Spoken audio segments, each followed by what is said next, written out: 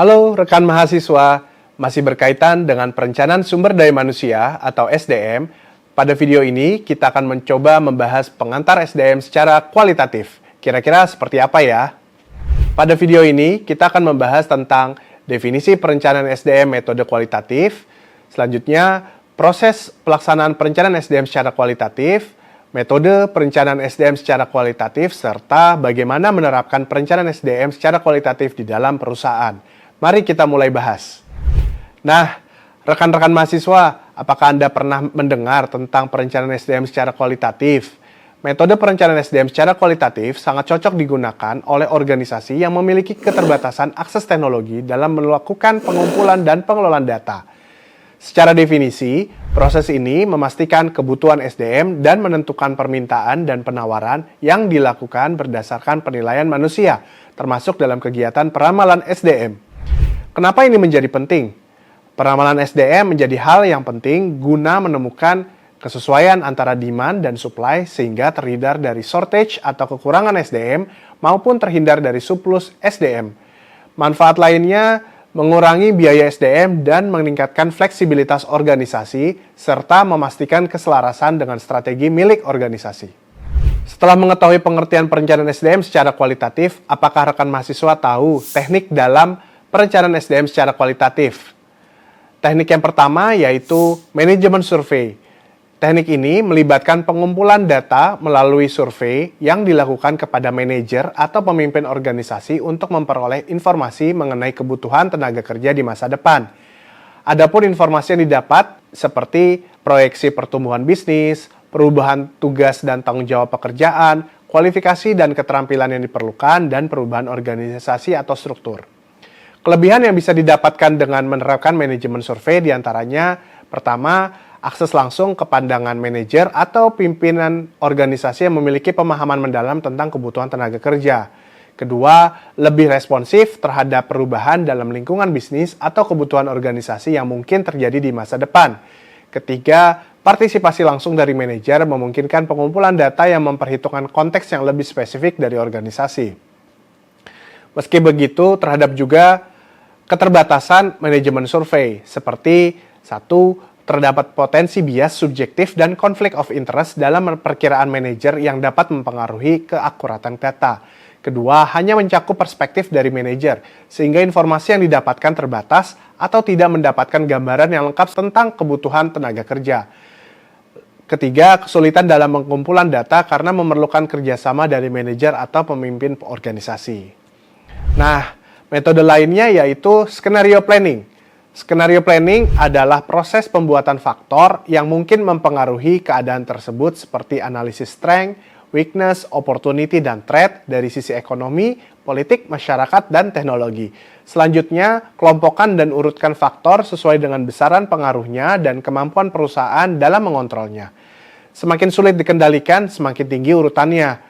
Pilihan 2 kelompok faktor dengan pengaruh terkuat dan petakan ke 4 kuadran, kemudian deskripsikan, lalu perkirakan keterampilan, kompetensi, dan hal pendukung lainnya yang dibutuhkan untuk keempat kuadran tersebut, dan buatlah peramalan untuk keempat kuadran. Menarik ya rekan mahasiswa?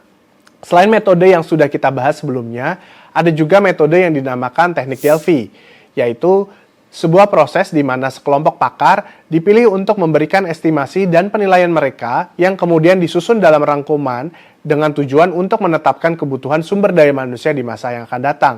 Fitur kunci dari teknik ini adalah bahwa sekelompok ahli dipilih dan mereka tidak bertemu secara langsung tatap muka.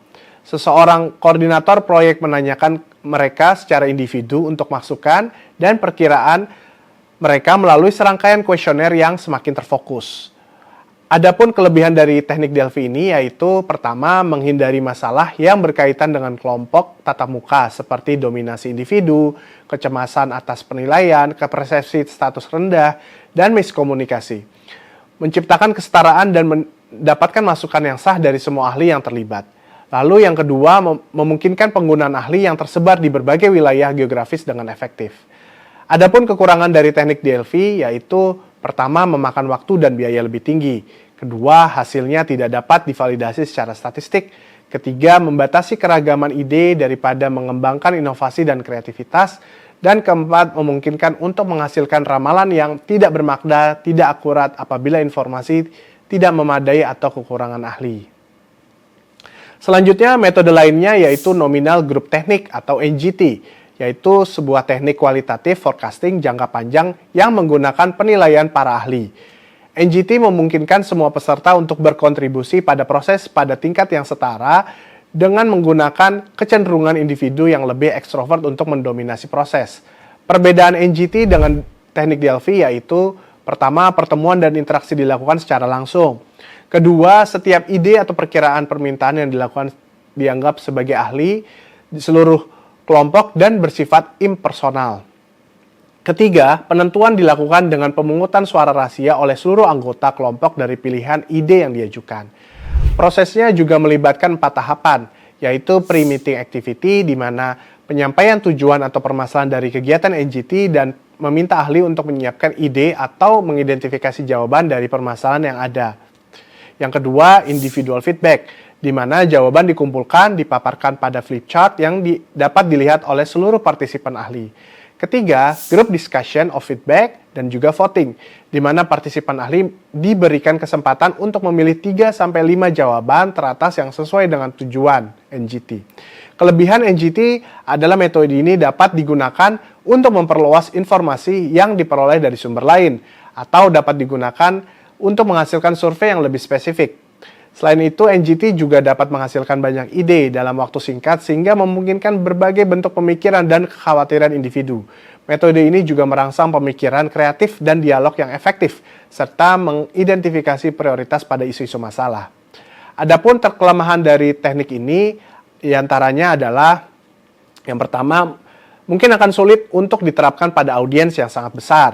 Yang kedua, mungkin bukan sumber data yang memadai sehingga memerlukan survei tindak lanjut, observasi, atau analisis dokumenter.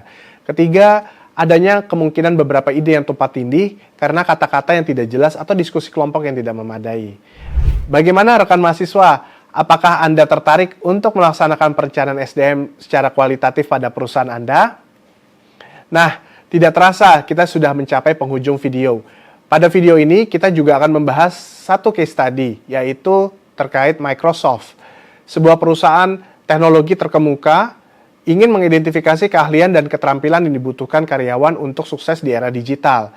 Microsoft menggunakan metode teknik Delphi untuk melibatkan para ahli dari berbagai departemen dan wilayah dalam proses peramalan SDM. Para ahli diminta untuk mengidentifikasi tren yang akan mempengaruhi industri teknologi dan keahlian yang dibutuhkan di masa depan secara anonim dan melalui kuesioner.